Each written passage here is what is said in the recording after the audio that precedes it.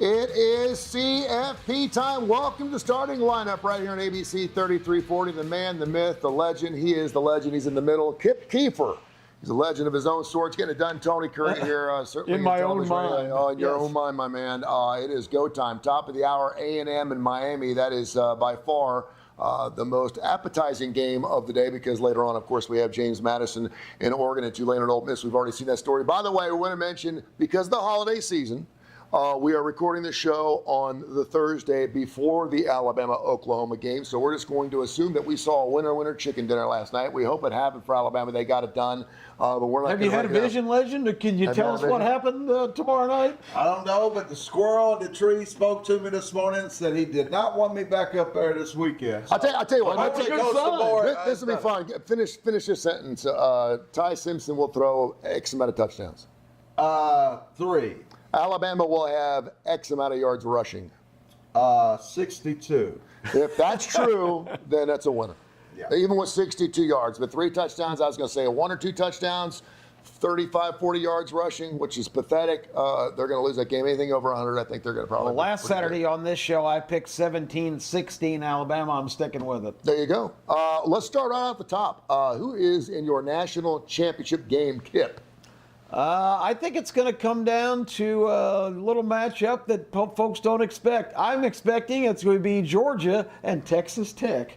I certainly see that. I don't think that's. Do you want to put any reasoning behind that? I just don't. I think Indiana and Ohio State have not played a very tough schedule. When they start playing competitive teams, I think one of them will certainly lose, and I like to think that both of them will go down. So yeah. I am so impressed with Texas Tech. I've been talking all year how Georgia's just made giant steps all season long. It's just the scenario you want to see. A team gets better every week. And I just think right now nobody's playing better than those two teams. I think Ohio State's going to find themselves after that second half against Indiana. They put up the goose egg. They were obviously winning that game at halftime. I think that inside the 10 twice and didn't get any points. So I'm going to give them a little credit for that. I think Coach Rye will come back and have a good game plan for their ball games. I'm going to take Ohio State in the national championship game against Dante Moore and those Oregon Ducks. That's a really good team, a team that I thought was going to lose to Washington towards the end of the season. I thought they'd lose one of their last 2 games. They didn't. The Penn State game turned out to be more prophetic than almost anything. And I love Lanning. I think he's a great coach, and they've been flying under the radar all year long as far as a championship playoff type of team can fly under the radar. But I think that'd be a great matchup, Ohio State, the Buckeyes, and the Ducks in the national championship. And I can't imagine who you're going to be picking to be playing for a 2025/2026 Natty. Well, I agree with you. I think Ohio State will prevail.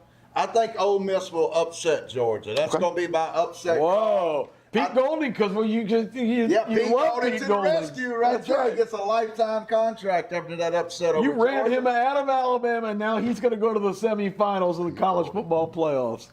Well, I think this bye really hurts these teams. We've seen in the baseball playoffs where all 4 teams that had byes got beat. Yep. And when you win that first game, you get a momentum that the team sitting on the sideline does not have.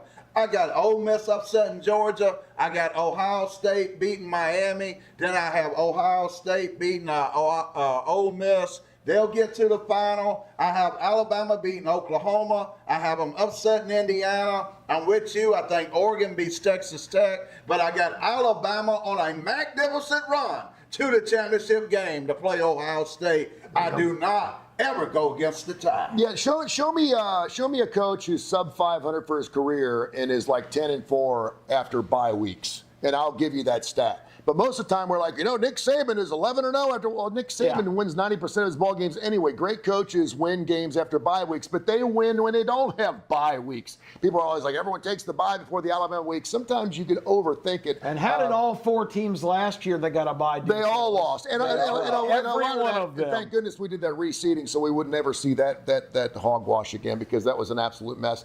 Before we get into all the coaching changes, that's something that we talk about on K4 Wins a lot. We talk about it here in the starting lineup. That has a major play in what's happening, particularly today, the top games, top of the hour. I do want to talk about the A&M Miami game, though. Miami's super sexy. I know you and Case both have Miami as a team that potentially could go all the way.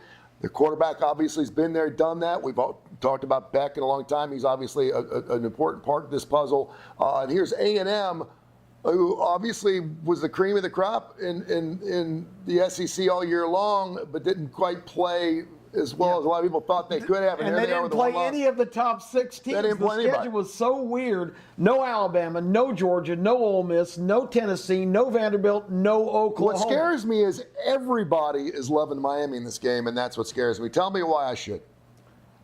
I just think personnel-wise, both their fronts, the offensive line, the defensive front, both just full of NFL draft pick guys. And I think Carson Beck has been much maligned, but this guy has been on the big stage his whole career at Georgia. He's been in this bright lights, and I just think this is a guy, if everything is going well for him, he can get on a roll and carry a team. The only problem with Carson Beck is an early pick, a turnover, any adversity, he can fall apart. So Miami is a tenuous proposition, to say the least.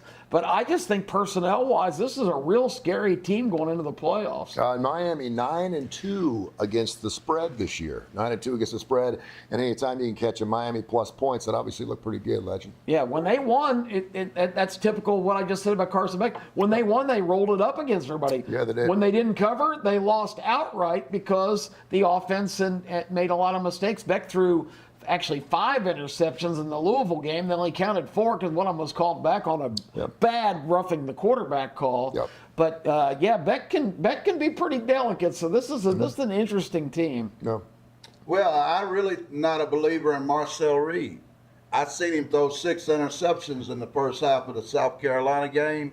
South Carolina didn't catch but 2 of them. Yeah, 4 of them. So, I really believe that this Miami defense will be the difference in the game. A&M has talked trash, talking about they wouldn't get to the quarterback. I think Robert Bain is the best defensive end in the nation. I think he has 3 sacks. I think Marcel Reed has 3 turnovers in this game, and that Miami wins it going away. And by the way, Marcel Reed, one of those quarterbacks that was kind of an outlier for a Heisman Trophy halfway through the season. That's how difficult it was to actually get down to one guy, and that being, of course, Fernando But we have Mendoza. to mention, Tony, Miami got probably the toughest assignment in the first round. Going into Kyle Field, 105,000, it's loud as can be. It's a playoff game. That is going to be insane on Saturday. Knocked off Notre Dame early in the season, 41-40, one of the best games in college football this season. All right, let's talk about the coaches change. We have a couple minutes.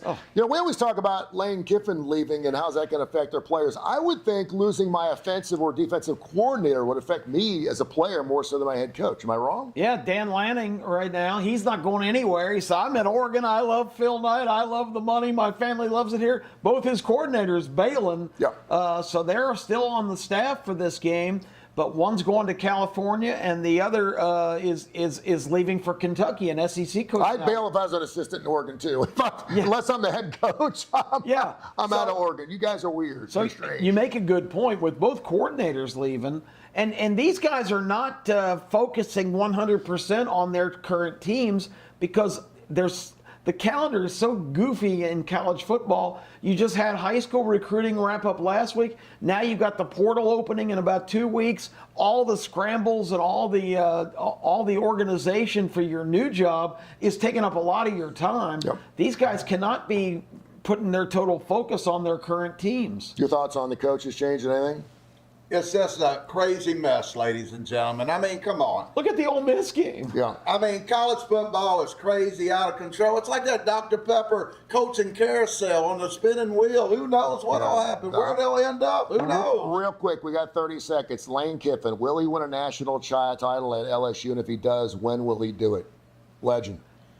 He won't do it. He'll be in the NFL in 3 to 4 years, and probably he'll be at Alabama in 6 years. Yeah, I agree. I think he's going to lose 2 or 3 games, and they're going to be saying this was a waste of money, this was a disaster, and he's going to go, see ya, I'm out of here. 7th job in 18 years. He averages 2.5, 3 years at each gig. I'm going to say he wins a championship at LSU in his 3rd year, then takes off the National Football League and probably goes out West Coast as a 49ers head coach, something like that. Starting lineup, we got the legend coming up. We got Terry Quinney coming up. We're going to go out the West Coast. We're going to do the whole thing in Las Vegas. And, of course, we've got the starting lineup up until the top of the hour right here on a beautiful college football Saturday. Hi, I'm Terry Quinney, and welcome to the Coach's Corner. And today we're going to be talking about something that just seems so ridiculous to me. We're watching athletic directors all over the place rush out to give big, lucrative extensions to coaches who are in the first couple of years of their contracts, in contracts that are already some of the richest in all of sports. It's just weird to me to watch it going on. So, okay, first we've got Mike Elko. Mike Elko's in year 2 at Texas A&M, and I will agree, Mike Elko's done an awesome job at Texas A&M, has them in the playoffs, team seems to be going the right way, but it's year 2, and he's now gotten a 6-year extension at $11 million a year. Then we look at Eli Drinkwitz, and apparently the mere mention that Florida could be interested in Eli Drinkwitz sent the AD into a tailspin of what to do. And what they did was give a contract extension to Eli of a little over $10 million a year for 6 years, plus bonuses and incentives. And Eli Drinkwitz is coaching the number 8 team in the SEC this year. They are 4-4 in the SEC. 8-4 overall, but we got to rush out and give him an extension. And I got to tell you, you wonder, like, where do the rumors about this coach is highly sought after from this school come from? Maybe they come from fans. Maybe they come from super agents that are in charge of the contracts for these coaches. If they can stir up enough panic, they can get an even better deal for that coach. And that brings us to Kalen DeBoer. And Kalen DeBoer may be the absolute perfect fit for Alabama, but he's in year 2 of a very lucrative multi-year contract. And prior to the playoffs starting, Kalen had lost 7 games in those first 2 years at Alabama. Now, I'm not saying you want to run out and get a new coach. I'm not saying that Kalen DeBoer is not a great coach at Alabama. But seriously, you're still in this season. You've lost 7 games since you've been here for 2 years, and Greg Byrne is hard at work on a contract extension. These things just make me shake my head and wonder, like, okay, Kalen, if you really want to go to the University of Michigan, which is a dumpster fire in a cold place surrounded by a bunch of Yankees, go. Are we really at the University of Alabama in a battle with Michigan, considering the state their program is in, to keep the coach at what is the greatest legacy school in college football? To me, that just seems crazy. Also crazy to me is the way these contracts are structured. They're not really a contract. Like, I was talking to a friend who said, well, the reason to go ahead and to have that extension for Kalen DeBoer is so that we can lock up Kalen DeBoer at Alabama. But I'm trying to figure out, how does a new contract lock up Coach DeBoer at Alabama when he's only in year 2 of a multi-year contract he already has?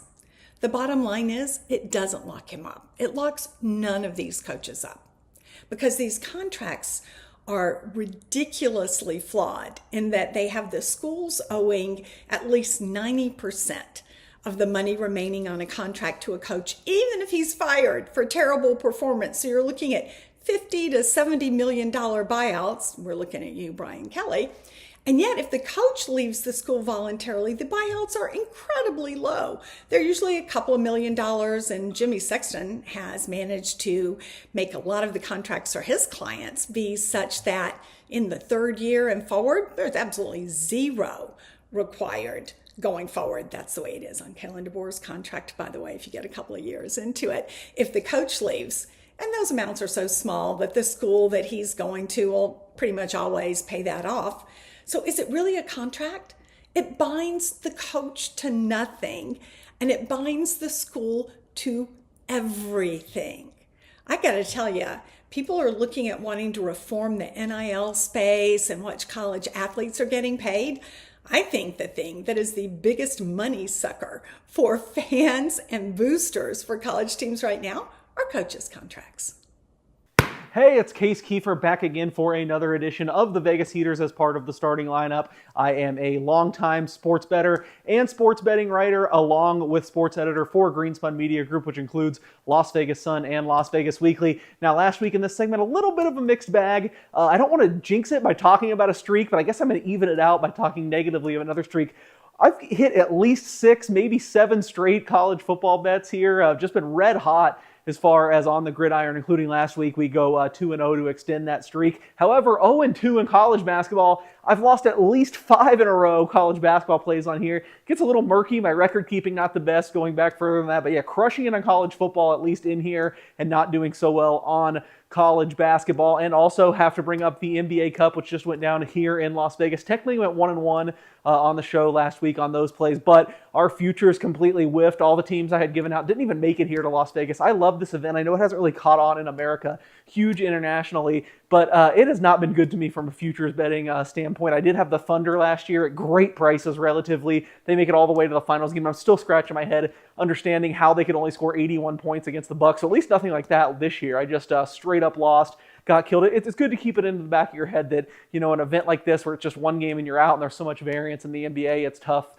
to play. Not to get too sidetracked, I just like to review, like to go into a little bit of a process every week, talking about some sports betting things, so then you can see how I am approaching. But no college basketball this week. Let's take a little sabbatical, try to get our heads screwed on right, do better going forward, because it is such a big day in college football.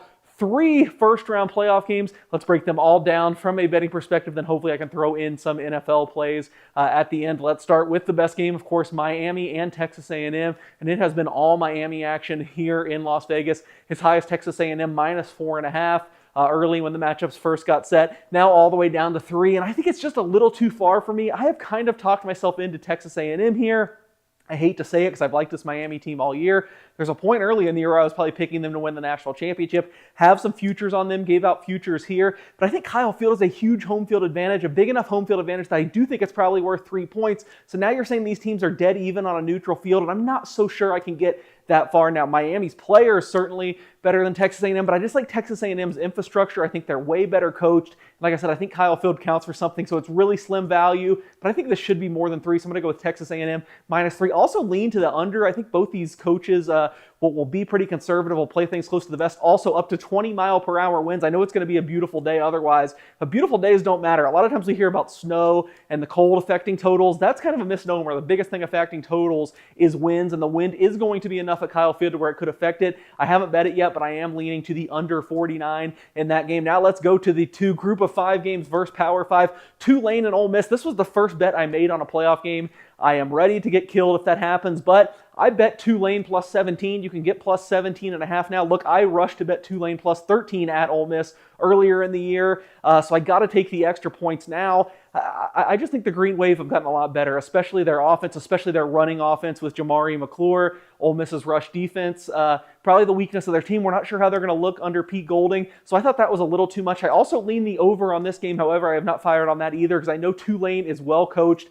I really like John Summerall. I think he's going to be too smart to be running up to the line of scrimmage, getting a lot of plays, and I think he's going to probably trickle the game clock down. So I couldn't quite pull the trigger on over 56.5, but I believe this game ended 45-10 the first time, 55 points, just a little bit different game script. It could have gone over. So if anything, it is an over there. And finally, the game I'm most conflicted on, James Madison at Oregon. Now my snap reaction, we're going to see if this year it should go with your first reaction or if you take a step back and think about things like more. I thought Oregon would crush them. I was ready to line up and lay the 21, but I think it opened a little bit higher. I was like, let's wait and see. Then I did all my numbers. My numbers are actually screaming James Madison is a great bet here. So I was just about to fire on James Madison. Then you see the practice reports this week. Evan Stewart back at practice. DeCorian Moore back at practice. Oregon has been totally banged up. 4 receivers hurt. There's a chance 3 of them are back in this game. That's probably going to get me to just take a step back and not worry about it. Honestly, best case scenario for me here, I would like Oregon to eke out a close win so I could set up a good spot to bet against them, to bet on them, next week against Texas Tech. I think this Oregon team's a sleeping giant. People aren't really expecting them. Right now, my national championship pick would be Oregon versus Georgia. I'm going to be betting on Oregon at some point of this tournament, just not quite here yet. So I haven't bet Oregon and James Madison. Same thing on this total. I kind of lean the over, but I think Bob Chesney will be slowing the game down too. So I haven't jumped in to this total as well. NFL on Sunday. Let's go with 3 ugly sides. No one's going to want to get involved with the sign us up here. I like the Giants +3 against the Vikings. I just think there's a lot of variance in this game. Jackson Dart versus J.J. McCarthy. How about the Tennessee Titans +3.5 hosting the Chiefs? Who are the Chiefs going to play at offensive line? And that's before you even get to the guard dog, Gardner Minshew, in for Patrick Mahomes. And finally, I guess this game isn't quite as ugly, but I'm going to lay the 1.5 with the Cowboys against the Chargers. The Chargers have proved me wrong all year. I bet against them all the time. They come through, but at some point, these offensive line injuries are going to add up. The Cowboys' defensive renaissance didn't last long, but they are still good up front. I think they crack that Chargers offensive line. Excuse me, the Cowboys, Giants, Titans. That's it for this week's Vegas Heaters. Let's see what the rest of the guys have. We're shooting this on Thursday, so I have no idea if Alabama won last night. But let's hope that Alabama did win last night, because if they lost, this may be the last time you see Legend. I have tickets to Canada. I'm catching a boat and I'm out of here if Alabama lost last night. But if we won last night, ladies and gentlemen, we have an opportunity to put a 19 on that helmet, and that excites me. Big news for Alabama football this week. That's major. Alabama pulled the steal of the year when they got Derek Nix, the wide receiver coach from Auburn. Let me tell you what that means, ladies and gentlemen. That means that Cam Coleman ain't far behind. That's what that means. Derek Nix recruited Cam Coleman and has been with Cam Coleman the whole time at Auburn. And chances are next season we have Hollywood Williams on one side, Cam Coleman on the other side. Plus next year we have Ezekiel Crowell, the number 1 running back in the nation, coming to Tuscaloosa out of high school. The best running back since Derrick Henry at the capstone. So we are loaded for the future. But who knows what happened last night? Hopefully the Legend is not in a psych ward today as this is being recorded. But as always, we love the Tide. Bear loves it here in the Legend Cave. And the great news, I'm going to be here every Saturday, Birmingham, telling you how it is for the Alabama Crimson Tide. And don't you forget it, Legend has always been sports insane. Got some great sponsors here in the starting lineup. Woodhouse Baseball, birmingham.woodhousespas.com, birmingham.woodhousespas.com. They've been selling the bejeebers out of those wonderful gift cards. Check out the Woodhouse Baseball, Stuart Rome. They do wonderful work. Also, Sasquatch Toys and Comics for everything you need for this holiday season. Check out a place got over 300,000 comics, Sasquatch Toys and Comics, plus K4 Wins. Something that, of course, Kip Keefer, his son Case out there, Las Vegas son, and Kai Greger and myself do. We do a show every Tuesday and Friday live on TKR, Tony Curry Radio, also the Digital Coastal Sports Network. VEASAN coming soon in 2026. We do that at 10 o'clock every Tuesday and Friday morning live, 10 o'clock Central, for all your plays, bowl season, and other stuff, your confidence bowls, whatever. Check it out. It should be fantastic. It's going to be a wonderful year, the starting lineup. Now, we're not going to be on next Saturday for Christmas weekend, so you're going to have some other plans for your Saturday entertainment. There's no games on Saturday, but we will be back on January the 3rd and reporting on the games that happen on New Year's Eve and New Year's Day. And we've got a lot of other outlets. Tony mentioned in the sponsors, K4 Wins. You can access that on Tuesday and Friday. And also, Legend joins Terry Quillian, First Lady of the SEC, and I on Saturday Game Time on Jocks. We will be on both these next two if you missed this morning's show, we'll be on again next Saturday and give you a complete report on everything that's going on. And tomorrow morning, right here on Jocks, the Sunday morning staple in Birmingham Sports Radio, it is the morning after. I got to get all my shows straight here. The morning after, and we will have a complete report on everything that happens today on the college football gridiron. So plenty of places to catch us. Tony and I also do a show called Keefer and Curry on TKR, and you can catch us. That show usually loads up on Monday, so you can get a complete report on everything happening in college shows football. on Tony Curry. Plenty of places to catch up with us this week. Plenty of places to catch up, and of course, we're right on the cusp of another Derby season coming up. March Madness is right around the corner, by the way. Saw that Zone Alabama game last week. All three of us were at that game, and man, Arizona looks pretty good. They are something to be reckoned with, as well as Michigan, a couple other squads. I'm sure Nate will get the team together, but looking forward to a wonderful March Madness and how this NIL and transfer portal and everything else is playing out with everything else going on in 2026. Legend, you've been looking into your crystal ball. I know we're recording this show here, and hopefully Alabama won the football game yesterday, but can you, off the top of your head, give me some type of prediction in 2026? Look into your Legend crystal ball of sports. give me some type of prediction you're looking for in all of sports in 2026. I think we will blow up right here on ABC and ESPN, and every national network in the nation will come calling for Kip Keefer, Tony Curry, and the legend, because we do something here, ladies and gentlemen, nobody else does. We keep it real.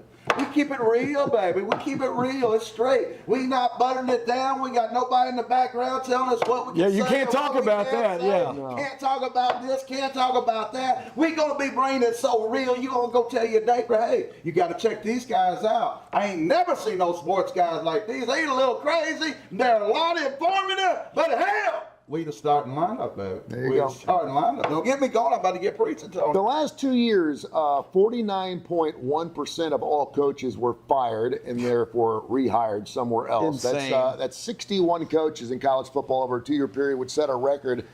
Have we settled things down a little bit? The Signettis, the Willie Hens, a lot of these guys decided, hey, I'm going to stay put. I mean, we got guys getting 10-year deals at Indiana, by the way, and they're staying put. That should tell you something, Georgia Tech and Key and some other guys.